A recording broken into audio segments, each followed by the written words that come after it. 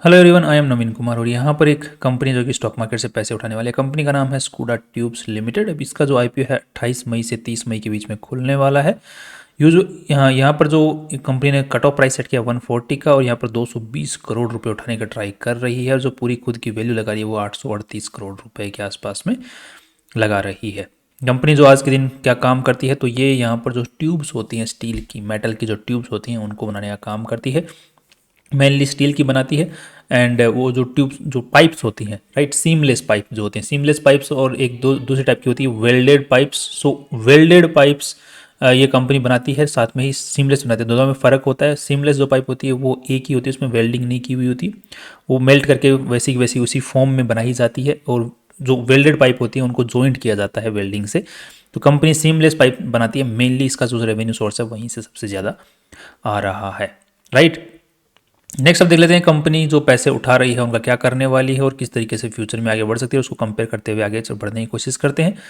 Next यहाँ पर देखने की कोशिश करते हैं कि कंपनी की जो यहाँ पर शुरुआत है 2008 में हो गई थी, उसके बाद में धीरे धीरे इन्होंने जो माइलस्टोन्स टच किए हैं, जिनको आप यहाँ पर पॉज करके पढ़ सकते हैं, राइट। और 2024 में अभी इनको रेलवे जो कंपनीज होती हैं, east and north eastern railway, उनको भी सप्लाई है वो किया हुआ है। तो अच्छा खासा मतलब ग्रोथ यहाँ पर देखने को मिल रही है, और सरकारी ऑर्डर्स भी कंपनी को मिल रहे हैं। That's nice. कंपनी को आज के दिन जो चला रहे हैं उनका नाम है समर्थ पटेल, जो कंपनी को चला रहे हैं, और उनके बारे में और इन्फॉर्मेशन आप लोग यहाँ पर पढ़ सकते हैं। ठीक ठाक इनके पास में एक्सपीरियंस है, ज़्यादा मतलब उतना एक्सपीरियंस नहीं है, बट इनकी उम्र भी तो देख लो आप यार, 96 बॉर्न है, तो उम्र के हिसाब से एक्सपीरियंस ठीक ठाक है इनके पास में, राइट। अभी यंग खून है और इतना इस लेवल के ऊपर में चला रहे हैं, तो I think the company can grow even more, right. Next अब देख लेते हैं कंपनी के जो यहाँ पर जो सैलरी है, वो ये जो समर्थ पटेल हैं ये सैलरी कितनी ले रहे हैं, तो आज के दिन 40 लाख जो सैलरी है वो ले रही है। That's again okay. कंपनी इतनी बड़ी है और तो 40 लाख रुपए सैलरी अगर मेन आदमी नहीं लेगा तो कौन लेगा। ओन्ड प्रॉपर्टीज़ की अगर बात करते हैं तो यहाँ पर ये सारी प्रॉपर्टीज़ हैं जो कंपनी द्वारा ओन्ड हैं, and these are also the properties owned by the company. And ये वेकेंट लैंड है, यूजुअली मैन्युफैक्चरिंग फैसिलिटी के लिए जो कंपनी जो प्रॉपर्टीज यूज़ कर रही है वो सारी लीज के ऊपर में ही है। नेक्स्ट यहाँ पर देखने को मिल रहा है कि कंपनी के अंदर में आज के दिन 156 एम्प्लॉयज़ काम कर रहे हैं, मेनली मैन्युफैक्चरिंग में एम्प्लॉयज़ काम कर रही हैं। ये जो लोगो है स्कूडा, ये रजिस्टर्ड है। एंड नेक्स्ट यहाँ पर देखने को मिल रहा है कि कंपनी जो seamless pipes, welding pipes, mother hollow जो सीमलेस पाइप्स बनाते हैं उसको बनाने में काम आने वाली एक चीज़ है। एंड नेक्स्ट यहाँ पर देख लेते हैं कि कंपनी का सीमलेस जो यही सबसे ज़्यादा बिक रहा है, तो इसका जो प्रोडक्शन कैपेसिटी है उसका यूटिलाइजेशन 80% के आसपास में हो रहा है। That's again nice. नेक्स्ट यहाँ पर देखने वाला ये जो है प्रॉपर्टी, ये ऑलरेडी आज के दिन प्रोडक्शन के अंदर में है, और ये एक्सपेंशन इनका प्लान है जो कि आपको यहाँ पे दिख रहा होगा। तो ये एक्सपेंशन इनका ये करने वाले हैं अपने आप को।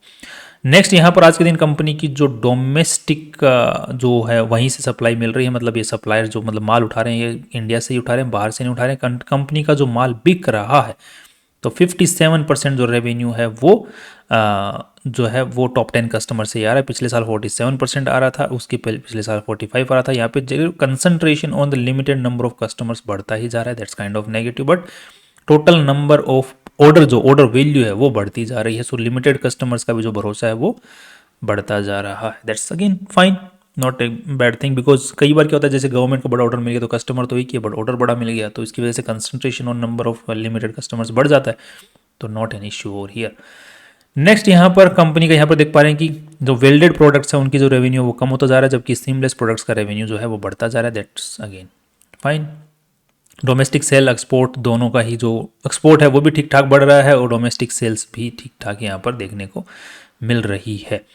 अब देखने को मिल रहा है कि कंपनी जो पैसे उठा रही है, ये तो हो गया कंपनी के बारे में बात। अब कंपनी जो पैसे उठा रही है उनका करने क्या वाली है, राइट। तो अब बोल रही कि हम ये जो हमारी कैपेसिटी है जो कि सीमलेस पाइप्स की, वो हमने देखी कि 70-80% के आसपास में पहुंच चुकी है, तो उसको और बढ़ाना है हमें प्रोडक्शन कैपेसिटी को। तो उसके लिए हमें पैसों की जरूरत है। 76 करोड़ रुपीज़ हम वहीं पे खर्च करने वाले, बाकी 11 करोड़ रुपए जो है हम लोग 110 करोड़ रुपए हम वर्किंग इंक्रीमेंटल, जो अब जैसे जैसे फैक्ट्री बढ़ेगी, काम बढ़ेगा, सामान लेके आने के लिए पैसों की जरूरत पड़ेगी, तो लोन पे डिपेंडेंट ना होना पड़े, उसके लिए 110 करोड़ रुपए हम लोग उस पर खर्च करने वाले हैं,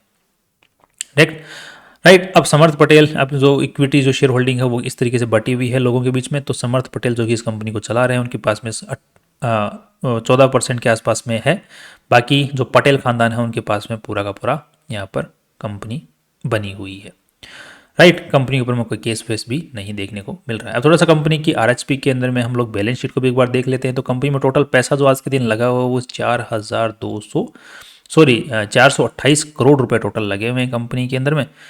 उसमें से जो इन्वेस्टर्स का पैसा लगा हुआ है that is around 143 crore. So debt to equity ratio before IPO is बहुत बेकार, but after IPO debt to equity ratio आगे देखते हैं कि कैसा रहता है।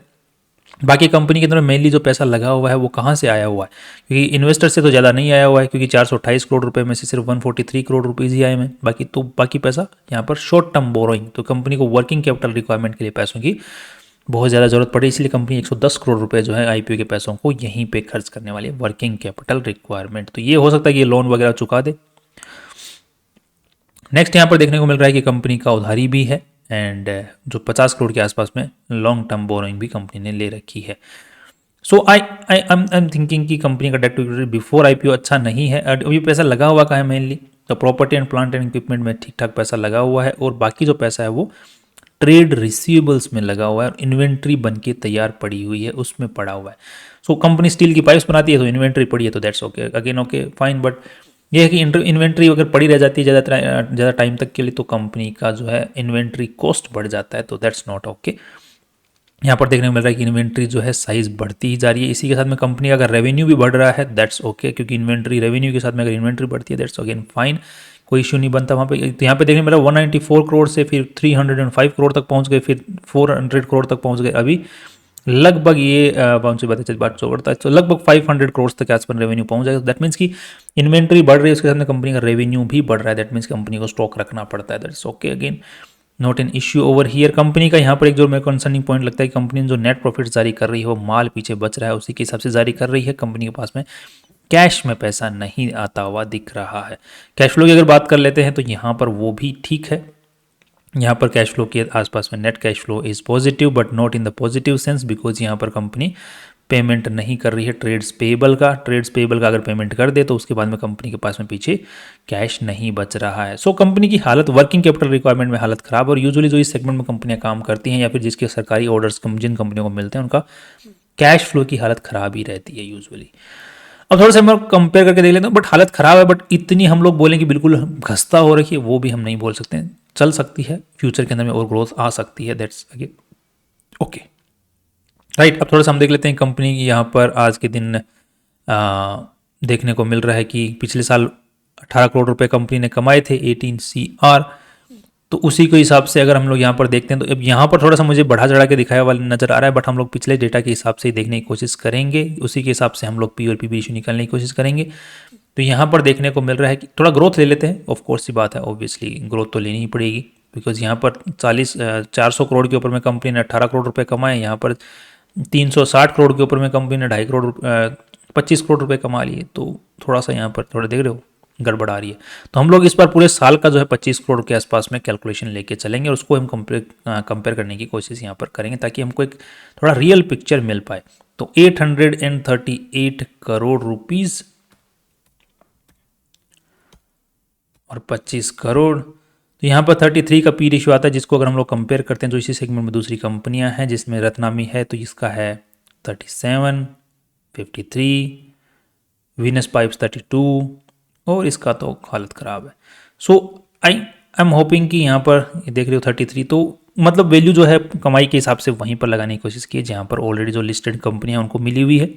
अब अगर हम थोड़ा सा पीबी रेशियो की अगर हम लोग बात कर लेते हैं यहाँ पर, तो कंपनी की जो आज के दिन नेटवर्थ है that is around how much, it's around 143, 220 crore रुपए कंपनी उठा रही है, तो लगभग हम लोग 350 करोड़ के आसपास का हम लोग मान के चल लेते हैं, 350 करोड़ रुपए आफ्टर दी आईपीओ कंपनी के पास में हो जाएंगे, जिसकी वजह से कंपनी का जो डेट टू इक्विटी रेशियो है वो काफ़ी हद तक सुधर जाएगा, बहुत ही अच्छा सुधर जाएगा। और कंपनी का जो हम कंपेयर करके देखते हैं पीबी रेशियो बाद में दूसरी कंपनियों के साथ में, तो इसका 2.5 का हो जाता है, बिकॉज कंपनी 800 करोड़ के आसपास में वैल्यू लगा रही है, तो 2.5 के आसपास का पीबी रेशियो अगर यहाँ पर देख रहे हैं इसका 5.63, इसका है 5, इसका है 5, इसका भी है 5। सो अल्टीमेटली देखा तो कंपनी जो अपनी डेट पीबी रेशियो है, मतलब वैल्यू जो है अपने एसेट्स के मुकाबले जो वैल्यू लगाई है वो ठीक लगाई है कंपटीशन के हिसाब से, बट कंपटीशन के हिसाब से जो कंपनी कमाई है वो वैसी नहीं कर रही है। जैसी होनी चाहिए, कॉम्पिटिटर्स जैसी कर रहे हैं, दैट राइट।